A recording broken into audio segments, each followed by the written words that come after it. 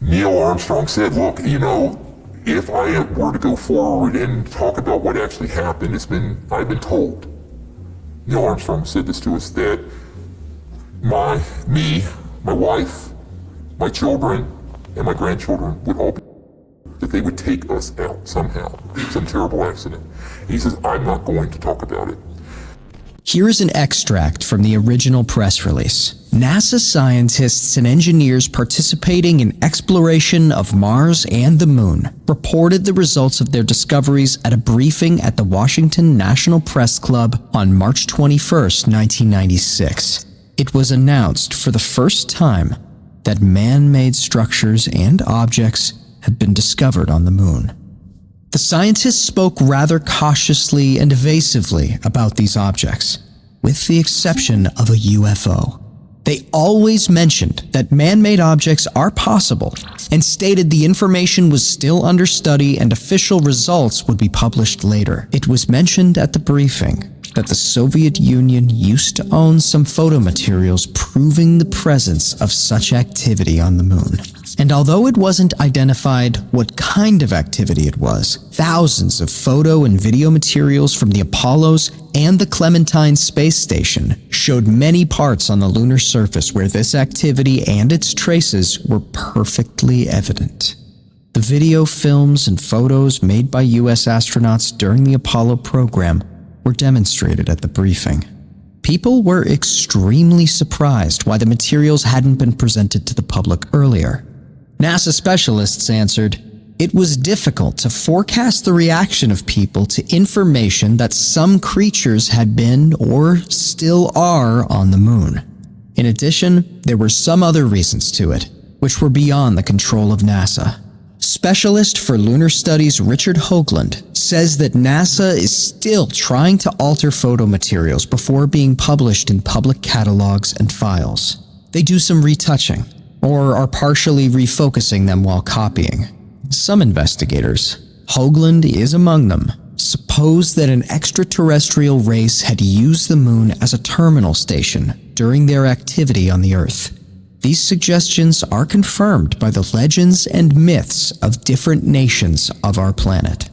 The ruins of lunar cities stretch for many kilometers. Huge domes on massive basements, numerous tunnels, and other constructions cause scientists to reconsider their opinions concerning the Moon. How the Moon appeared and the principles of its revolving around the Earth still pose a significant problem for scientists.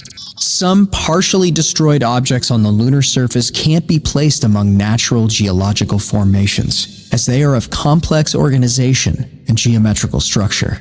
In the upper part of Rima Hadley, not far from where the Apollo 15 had landed, a construction surrounded by a tall, D-shaped wall was discovered. As of now, different artifacts have been found in 44 regions. The NASA Goddard Space Flight Center and the Houston Planetary Institute are investigating the regions. Mysterious, terrace-shaped excavations of rock have been discovered near the Tycho crater. The concentric, hexahedral excavations and the tunnel entry on the terrace side can't result from natural geological processes. Instead, they look like open-cast mines. A transparent dome raised above the crater edge was discovered near the crater Copernicus. The dome is unusual, as it is glowing white and blue from the inside. A rather unusual object, which is unusual indeed even for the Moon, was discovered in the upper part of the factory area. A disk of about 50 meters in diameter stands on a square basement, surrounded by walls. In the picture, close to the rhomb, we can also see a dark, round embrasure in the ground, resembling an underground Caponier entry. And so we reached out to him and invited him to come to those events, and he politely declined and told us that it was made very clear to him and the other Apollo astronauts who witnessed this first event, where when we landed at the crater on the Moon, the rim at the top of the crater was, quote, crowded with UFOs, craft that were up there, multiple of them, and that these were filmed. I know people personally who've seen that film. There is a rectangular area between the factory and the crater Copernicus, 300 meters wide, 400 meters long. Apollo 10 astronauts took a photo of a 1-mile-long object called Castle, which is at the height of 14 kilometers and casts a distinct shadow on the lunar surface. The object seems to consist of several cylindrical units and a large conjunctive unit. The internal porous structure of the castle is clearly seen in one of the pictures, which gives the impression that some parts of the object are transparent. As it turned out at the briefing where many NASA scientists were present, when Richard Hoagland had requested originals of the castle pictures for the second time, no pictures were found at all. They disappeared, even from the list of pictures made by the Apollo 10 crew. Only intermediate images of the object were found in the archives, which unfortunately don't depict the object's internal structure. So we did go to the moon, but some of the footage, it doesn't make sense because the flag is moving. Now, the reason for that, and this is where people say we didn't go to the moon, it was all hoax and filmed in a basement up in New York. The truth is we went, but during the lunar orbiter, going back before the Apollo mission, we actually were circling the Earth taking the first early digital photographs. And as you know from the testimony of Disclosure Project witness Carl Wolf, there were structures on the moon that were artificial. Some were newer and some were very ancient. And so they knew the covert programs, and these images were being downloaded to out here at Langley, not the CIA headquarters, Langley Air Force Base, to a compartmented operation run by the National Security Agency that was then sequestered away from the other NASA scientists. But the people running that project, the deep black people in those projects, knew that it was likely we were going to encounter something not of this world or a UFO when we landed. Therefore, they had filmed some footage that they could splice in if something started happening. So during the live transmission, if something started happening, there's a delay that went through this National Security Agency filter, and they could instantly put in. And that's why there's a couple frames where the American flag is moving. Well, there's no atmosphere on the moon, okay? Which was the one mistake they made in that whole plan. That's the telltale giveaway. When the Apollo 12 crew landed on the lunar surface, they saw that the landing was observed by a half-transparent pyramidal object. It was hovering just several meters above the lunar surface and shimmered with all the rainbow colors against the black sky. In 1969, when the film about astronauts traveling to the Sea of Storms was demonstrated, the astronauts saw the strange objects once again, which were later called striped glasses. NASA finally understood what consequences such kind of control could bring. Astronaut Mitchell answered the question about his feelings after his successful return. "My neck still aches as I had to constantly turn my head around because we felt we were not alone there. We had no choice but to pray." Johnston, who worked at the Houston Space Center and studied photos and video materials made during the Apollo program, discussed the artifacts with Richard Hoagland and said that the NASA leadership was awfully annoyed with the significant number of bizarre, to put it mildly, objects on the moon.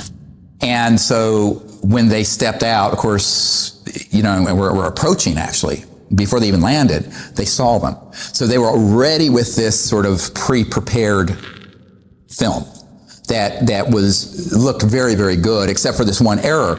And so Neil Armstrong and Buzz Aldrin know for a fact. Now, Neil Armstrong said, look, if I were to go forward and talk about what actually happened, I've been told, Neil Armstrong said this to us, that my wife, my children, and my grandchildren would all be killed, that they would take us out somehow, some terrible accident. And he says, I'm not going to talk about it. Now, Buzz Aldrin has just basically, he sort of had a nervous breakdown after this and was actually at an Air Force facility. I know a man that was there with him, and he confided that this is also what happened. I also know Buzz Aldrin's sister, who pulled me aside and says, yes, you're absolutely right. That is what happened, but it's not my job to out Buzz Aldrin on this. If he's ready and he's able and allowed, he will speak about it. But you have to understand enormous pressure was put on these men never to speak about what actually happened. It was even said that piloted flights to the moon might be banned. Investigators are especially interested in ancient structures resembling partially destroyed cities. Photos reveal an astonishingly regular geometry of square and rectangular constructions. They resemble our cities seen from the height of 5 to 8 kilometers. A mission control specialist commented on the pictures. Our guys observed ruins of the lunar cities, transparent pyramids, domes, and God knows what else, which are currently hidden deep inside the NASA safes, and felt like Robinson Crusoe when he suddenly came across prints of bare feet on the sand of the desert island. What do geologists and scientists say after studying the pictures of lunar cities and other anomalous objects? They say that such objects can't be natural formations. We should admit, they are artificial, especially the domes and pyramids. Reasonable activity of an alien civilization showed up unexpectedly close to us. We were not ready for it psychologically, and some people hardly believe they are true even now.